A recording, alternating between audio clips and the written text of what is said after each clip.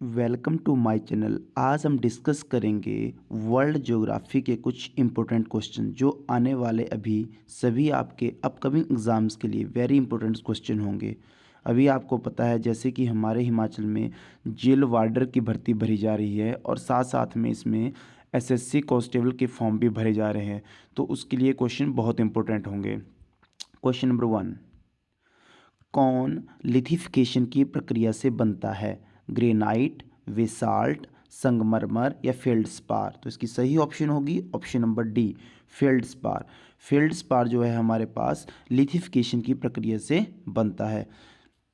इसके साथ इस क्वेश्चन के जुड़े हुए जो फैक्ट हैं हमारे पास, लिथिफिकेशन से अवसादी चट्टानों का निर्माण होता है। यहाँ पर इस पॉइंट को आप लोगों ने ध्यान रखना है भी, जो हमने क्वेश्चन में अटैम्प्ट किया कि लिथिफिकेशन क्या चीज़ होती है हमारे पास।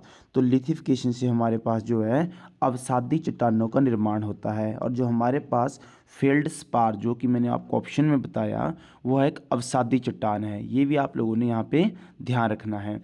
अब आइए देखते हैं कि अवसादी चट्टान क्या होता है। प्रकृति के कारकों द्वारा निर्मित छोटी छोटी चट्टानें किसी स्थान पर जमा हो जाती हैं, यानी कि वो किसी एक स्थान पर इकट्ठी असेंबल्ड हो जाती हैं और बाद में रासायनिक प्रतिक्रिया या अन्य कारणों से परत जैसे ठोस रूप में निर्मित हो जाती हैं। इन्हें ही अवसादी चट्टान कहते हैं। तो आप लोगों को ये भी यहाँ पर पता होना चाहिए कि अवसादी चट्टान हम किन्हें कहते हैं। अगर अवसादी चट्टान के और उदाहरणों की बात करें तो जैसे कि हमारे पास बलुआ पत्थर हो गया, चूना पत्थर, स्लेट, कांग्लोमरेट या नमक की चट्टान या सेलखरी इत्यादि, ये सभी हमारे पास जो है अवसादी चट्टानों के उदाहरण हैं। तो यहाँ पर आप लोगों ने ये भी ध्यान रखना है कि लिथिफिकेशन जो प्रोसेस है हमारे पास एक, उससे जो है अवसादी चट्टानों का निर्माण होता है। ये पॉइंट भी यहाँ पर बहुत जो है इम्पोर्टेंट है। और इसके साथ साथ में जो मैंने आपको कुछ उदाहरण बताए जैसे कि बलुआ पत्थर, चूना पत्थर, स्लेट, कांग्लोमरेट, नमक की चट्टान, सेलखरी इत्यादि, ये सभी जो है हमारे पास अवसादी चट्टानें हैं। क्योंकि एग्ज़ाम में कई बार आपसे पूछ लिया जाता है, अगर आपने चट्टानों के डिफरेंट टाइप्स पढ़े होंगे, जैसे हमारे पास अगन्य से होता है या कांतरित होता है, तो कि इनके टाइप्स का उदाहरण कौन सा है, ये किससे संबंधित है, तो आप लोगों ने सभी फैक्ट्स को ध्यान रखना है। क्वेश्चन नंबर 2, निम्नलिखित में से कौन सी आकाशगंगा है? सीरियस, ओरियन, उर्सा माइनर और एंड्रोमेडा? तो हमारे पास की सही ऑप्शन होगी ऑप्शन नंबर डी, एंड्रोमेडा जो है हमारे पास एक जो है वो आकाशगंगा है। क्लियर। इसके साथ जुड़ा हुआ फैक्ट जो है हमारे पास, एंड्रोमेडा एक आकाशगंगा है। इसे मेसियर 31, M31 या NSG 2024 और मूल रूप से एंड्रोमेडा नेबुला के नाम से भी जाना जाता है। तो आप लोगों ने यहाँ ध्यान रखना, जो मैंने आपको भी आकाशगंगा बताई एंड्रोमेडा, इसे मेसियर 31 हमारे पास और M31 या NGC 224 और मूल रूप से जो है इसको मुख्यतः एंड्रोमेडा नेबुला के नाम से भी जाना जाता है। यह पृथ्वी से लगभग 2.5 मिलियन प्रकाश वर्ष दूर है और आकाशगंगा के सबसे निकटतम प्रमुख आकाशगंगा है। क्लियर। सबसे जो नज़दीक है हमारे पास, ये उस आकाशगंगा का नाम है। तो इसको भी आप लोगों को ध्यान रखना, एंड्रोमेडा नेबुला यहाँ पर। क्लियर, जो हमारे पास पृथ्वी के सबसे नज़दीक है। नेक्स्ट है हमारे पास अगला क्वेश्चन, किन दो देशों में विश्व का सबसे बड़ा विद्युतीकृत रेलवे नेटवर्क है? रूस और अमेरिका, अमेरिका और चीन, रूस और चीन, भारत और अमेरिका? तो इसकी सही ऑप्शन होगी ऑप्शन नंबर सी, रूस और चीन के पास विश्व का सबसे बड़ा विद्युतीकृत रेलवे नेटवर्क है, रूस और चीन। नेक्स्ट है अभी हम लोगों के पास, किस द्वीप समूह को लैकाडिव द्वीप समूह के नाम से भी जाना जाता है?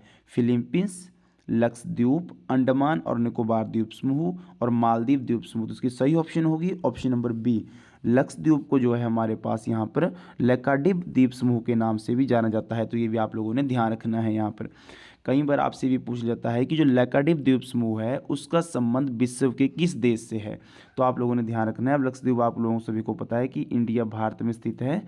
तो क्वेश्चन को एग्जाम में किसी भी तरह पूछा जा सकता है, तो आपने विद फैक्ट्स हर क्वेश्चन को रिमाइंड में ध्यान रखना है। ओके। नेक्स्ट क्वेश्चन है अभी हम लोगों के पास, किस युग को सरीसृपों का युग कहा जाता है? सेनोजोइक, पैलियोजोइक, मेसोजोइक या मेसोप्रोटेरियोजोइक? ठीक है। तो हमारे पास इसकी सही ऑप्शन होगी ऑप्शन नंबर सी, मेसोजोइक जो को है सरीसृपों का युग कहा जाता है। इसमें जो हमारे पास बाकी ऑप्शन दी गई हैं सेनोजोइक, पैलियोजोइक या मेसोप्रोटेरोजोइक, ये तीनों ऑप्शन गलत हैं। इसमें सी ऑप्शन हमारे पास सही है, मेसोजोइक को सरीसृपों का युग जो है वो कहा जाता है।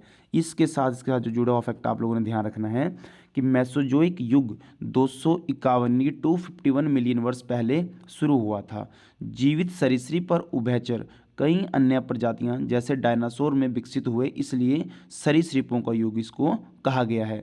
तो इसको सरीसृपों का युग क्यों कहते हैं, ये भी आप लोगों ने इसमें साथ में ध्यान रखना है। अभी नेक्स्ट क्वेश्चन है हम लोगों के पास, अधिकांश क्षुद्र ग्रह निम्नलिखित में से किस ग्रह की कक्षाओं के बीच पाए जाते हैं? पृथ्वी और मंगल, बुध और शुक्र, बृहस्पति और शनि, और मंगल और बृहस्पति। तो हमारे पास इस क्वेश्चन की सही ऑप्शन होगी ऑप्शन नंबर डी, मंगल और बृहस्पति के कक्षाओं के बीच जो है अधिकांश क्षुद्र ग्रह जो है वो पाए जाते हैं। क्लियर। इसके साथ जुड़ा हुआ जो फैक्ट है हमारे पास, क्षुद्र ग्रहों की बेल्ट मंगल और बृहस्पति ग्रहों की कक्षाओं के बीच मौजूद है। यह सौरमंडल के आंतरिक ग्रहों को बाहरी ग्रहों से जो है अलग करता है। यहाँ पे ध्यान रखना आपने, बहुत इंपॉर्टेंट क्वेश्चन है हमारे पास ये। नेक्स्ट क्वेश्चन है, अमेरिका का सबसे बड़ा पठार कौन सा पठार है? कोलंबिया, जिसको स्नेक पठार भी हम लोग कहते हैं, कोलोराडो पठार, किम्बरली पठार या मस्कारेने पठार हमारे पास जो है अमेरिका का सबसे बड़ा पठार। तो इसकी ऑप्शन होगी सही नंबर हमारे पास ऑप्शन नंबर बी, कोलोराडो पठार जो है वो अमेरिका का सबसे बड़ा पठार है। यहाँ पे ध्यान रखना आपको इस क्वेश्चन को, कोलोराडो पठार। क्लियर। अब नेक्स्ट है हम लोगों के पास जो इसके साथ जुड़ा हुआ फैक्ट है, कोलोराडो पठार एक अंतर पर्वतीय पठार अमेरिका का सबसे बड़ा पठार है। यह संयुक्त राज्य अमेरिका के पश्चिमी भाग में स्थित है। तो आप लोगों ने ध्यान रखना है कि संयुक्त राज्य का जो पश्चिमी भाग है, वेस्टर्न जो हिस्सा है उसमें ये स्थित है। यह कोलोराडो नदी और ग्रांड कैन्यन द्वारा विभाजित है। ये फैक्ट भी बहुत इंपॉर्टेंट है यहाँ पर कि यह कोलोराडो नदी तथा और ग्रांड कैन्यन द्वारा जो है विभाजित है। यह आर्टेसियन कुओं के लिए प्रसिद्ध है। तो क्वेश्चन के साथ मैं जितने आपको फैक्ट बता रहा हूँ ये भी आप लोगों ने ध्यान रखने हैं, क्योंकि कई बार हमसे क्वेश्चन थोड़ा सा इनडायरेक्ट वे से पेपर में पूछ लिया जाता है हमारे पास। तो मैंने आपको दो फैक्ट इसके बताए, एक ये कोलोराडो नदी और ग्रांड कैन्यन कुओं द्वारा जो इसकी डिवाइडेशन होती है, इसका विभाजन होता है। साथ साथ में जो यह आर्टेसियन कुओं के लिए जो है प्रसिद्ध है। क्लियर। नेक्स्ट है हम लोगों के पास, कौन सा पठार पूर्वी और पश्चिमी घाट के बीच में स्थित है?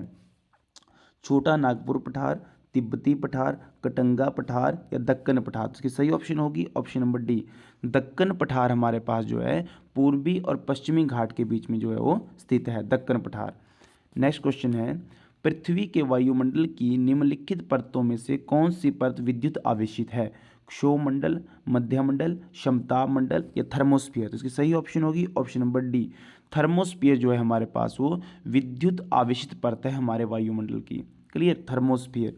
इसके साथ जो आप लोगों ने साथ में ध्यान रखना है कि थर्मोस्फियर मेसोपोस से 80 से 400 किलोमीटर ऊपर स्थित है। इसमें विद्युत आवेशित कण होते हैं जिन्हें आयन कहते हैं। ये भी आपके पास जरूरी पॉइंट है कि यहाँ पर हमारे पास इन जो विद्युत आवेशित कण होते हैं इनको आयन कहते हैं, आयन। इसलिए इसे आयन मंडल के नाम से भी जाना जाता है। ठीक है। तो पेपर में आपके पास ये जरूरी नहीं है कि आपको ऑप्शन में आयन मंडल ही मिला है, कई बार एग्जामिनर द्वारा वहाँ पे थर्मोस्फीयर वर्ड का भी यूज जो है होता है हमारे पास। तो आपको दोनों वर्ड पता होने चाहिए, हिंदी में भी और इंग्लिश में भी। हमारे पास आयन मंडल और थर्मोस्फीयर एक ही बात है यहाँ पे।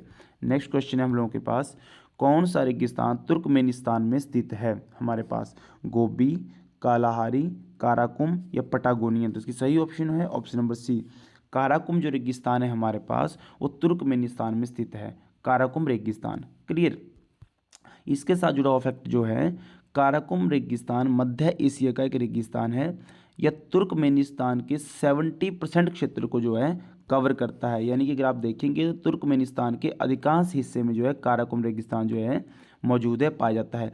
इसका क्षेत्रफल 350,000 वर्ग किलोमीटर है। तो ये भी आप लोगों ने ध्यान रखना है हमारे पास। आजकल पेपर में जो है ऐसे डाटा वाले आंकड़े जो आंकड़े हमारे पास होते हैं वैसे क्वेश्चन बहुत कम पूछे जाते हैं, पर फिर भी आप लोगों ने कुछ आंकड़े जो है ध्यान रखने से भी।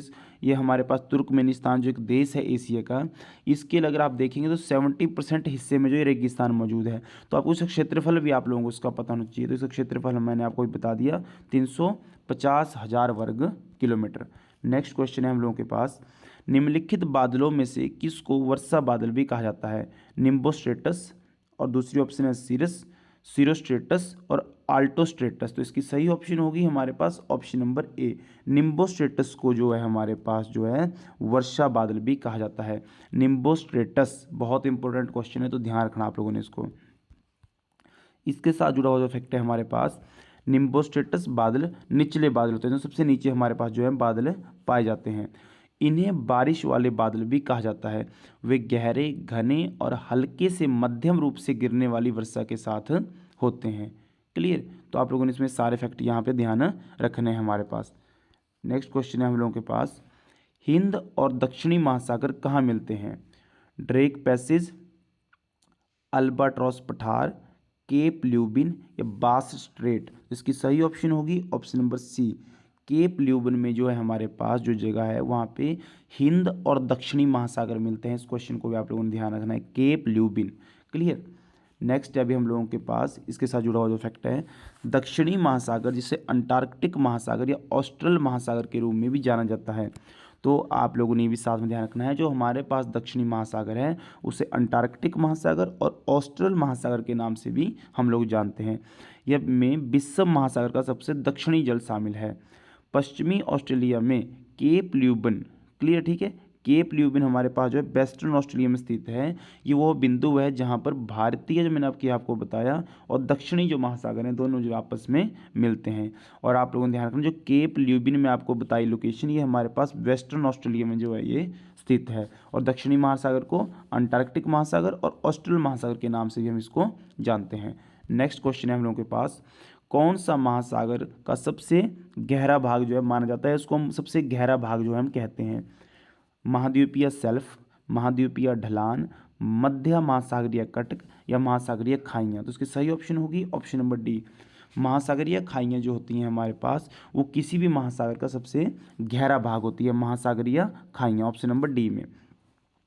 महासागरीय खाइयाँ महासागरों का सबसे गहरा भाग है। वे तुलनात्मक रूप से ढलान वाले और संकीर्ण घाटियाँ हैं। तो इसकी थोड़ी सी विशेषताएं आप लोगों ने ध्यान रखनी तो, कि ये क्या होती हैं, ढलान वाली होती हैं और संकीर्ण होती हैं, यानी काफ़ी तंग घाटियाँ होती हैं। वे सक्रिय ज्वालामुखियों और तीव्र भूकंपों से जो है ये जुड़े होते हैं, जो मैंने अभी आपको बताया महासागरीय खाइयों की विशेषताएँ हमारे पास हैं। क्लियर? नेक्स्ट अब हम लोगों के पास, पनामा रोग और पत्ती धब्बा रोग निम्नलिखित में से किस फसल से संबंधित हैं? कपास, जूट, केला या तंबाकू। इसकी सही ऑप्शन होगी ऑप्शन नंबर सी, हमारे पास जो केला है उससे जुड़े हुए दो रोग हैं, पनामा रोग और पत्ती धब्बा रोग। तो इनका भी आप लोगों ने ध्यान रखना है। इसके साथ जुड़े हुए फैक्ट जो आप लोगों ने ध्यान रखने हैं कि केले का पौधा लिली परिवार से संबंधित एक बड़ी जड़ी बूटी है। इसे उपजाऊ मिट्टी वाले क्षेत्रों में उगाया जाता है और इसमें खाद और उर्वरक बड़ी मात्रा में लगाना पड़ता है। यह कई बीमारियों से ग्रस्त है, जिनमें से सबसे उल्लेखनीय है पनामा रोग और लीफ स्पॉट रोग। ये दोनों रोग जो है क्वक द्वारा होते हैं, ये भी आप लोगों को ध्यान रखना है। एक मैंने आपको बताया पनामा रोग, दूसरा है हमारे पास लीफ स्पॉट रोग, जो कि क्वक द्वारा हमारे पास जो है होते हैं। और जो केले का पौधा है वो लिली परिवार से संबंधित है। क्लियर? नेक्स्ट क्वेश्चन है हम लोगों के पास अभी, अफ्रीका के तट पर सबसे पहले वृक्षारोपण किसने शुरू किया था? अफ्रीका के तट पे। क्लियर? पुर्तगाली, ब्रिटिश, डच या फ्रेंच। इसकी सही ऑप्शन होगी ऑप्शन नंबर ए, पुर्तगालियों ने 14वीं शताब्दी के आसपास, जो आप लोगों ने ध्यान रखना 14th सेंचुरी जो मैं आपको बोल रहा हूँ, इसके आसपास जो था वहाँ पे वृक्षारोपण जो था उन्होंने शुरू किया था पुर्तगालियों ने। क्लियर? नेक्स्ट क्वेश्चन है अभी हम लोगों के पास, देश भर में चलने वाली रेलवे को क्या कहा जाता है? जो पूरे देश भर में रेलवे लाइन हमारे पास चलती हैं, रेलवे चलती है, उसको हम क्या कहते हैं इकट्ठा एक शब्द में?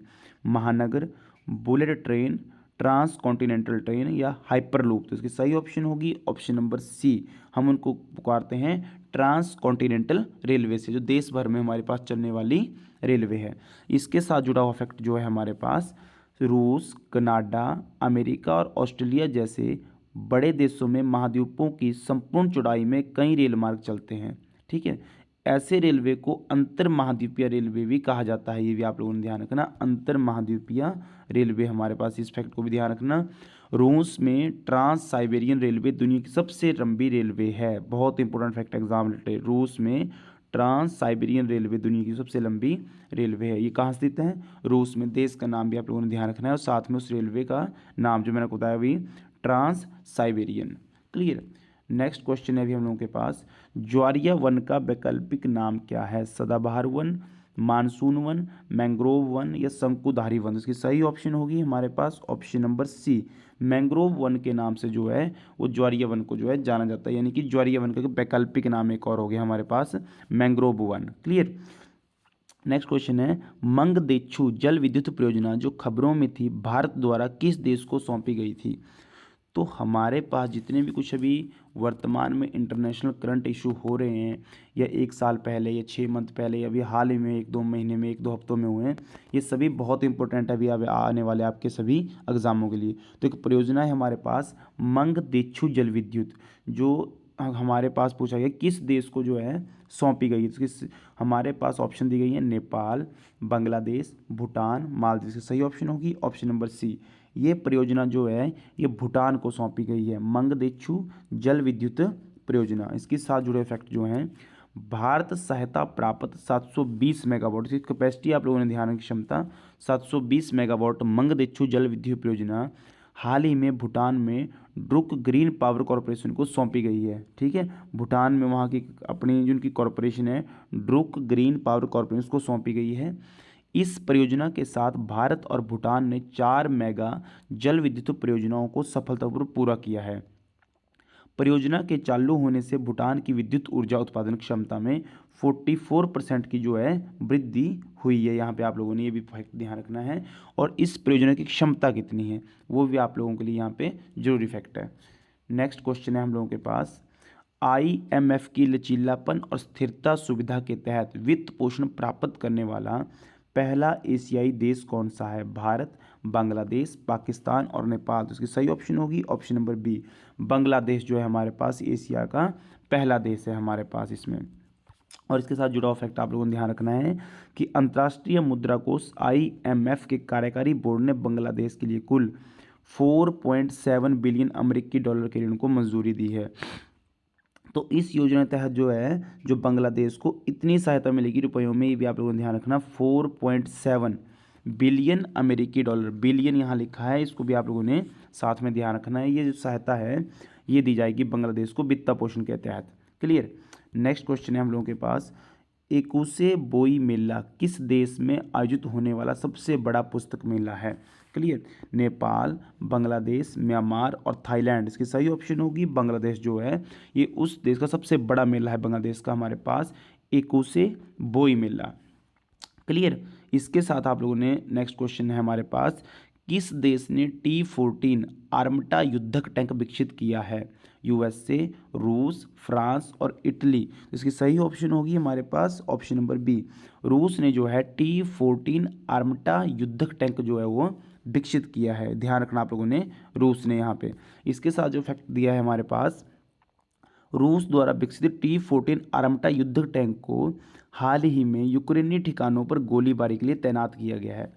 तो कई बार आपसे जो हमारे पास विभिन्न हथियार हम लोग बनाते हैं या कोई नई टेक्नोलॉजी हम जो बनाते हैं कि उसका यूज हमने सर्वप्रथम कहाँ पर किया है, तो ये भी पेपर में पूछ जाता है, तो इसको भी आप लोगों को ध्यान रखना है। तो इस टैंक का सबसे पहले जो प्रयोग था वो यूक्रेनी ठिकानों पर गोलीबारी के लिए तैनात किया गया था। ठीक है, T-14 का पहली बार 2015 में जो था वो अनावरण किया गया था। इसमें मानव रहित बुर्ज है और इसके चालक दल दूर से हथियारों को नियंत्रित कर सकते हैं। हाईवे पर टैंकों की अधिकतम गति जो है वो 80 किलोमीटर पर आवर यानी 80 किलोमीटर प्रति घंटा तक जो है हो सकती है। और सबसे पहले इसका जो प्रयोग था यूक्रेन यानी कि यूक्रेन देश के खिलाफ जो था रूस ने लड़ाई में किया था। क्लियर। नेक्स्ट क्वेश्चन है अभी हम लोगों के पास, गेटवे टू द अंडरवर्ल्ड किस देश से संबंधित एक कलाकृति है? भारत, श्रीलंका, मेक्सिको और ऑस्ट्रेलिया। इसकी सही ऑप्शन होगी ऑप्शन नंबर सी, जो मेक्सिको देश है उससे जुड़ी हुई एक कलाकृति है ये gateway to the underworld. Next है अभी हम लोगों के पास, 17 सूत्रीय समझौता किस देश से संबंधित है? जापान, म्यांमार, तिब्बत या नेपाल। तो इसकी सही ऑप्शन होगी ऑप्शन नंबर सी, तिब्बत से जो है 17 सूत्रीय समझौता जो है संबंधित है हमारे पास तिब्बत से।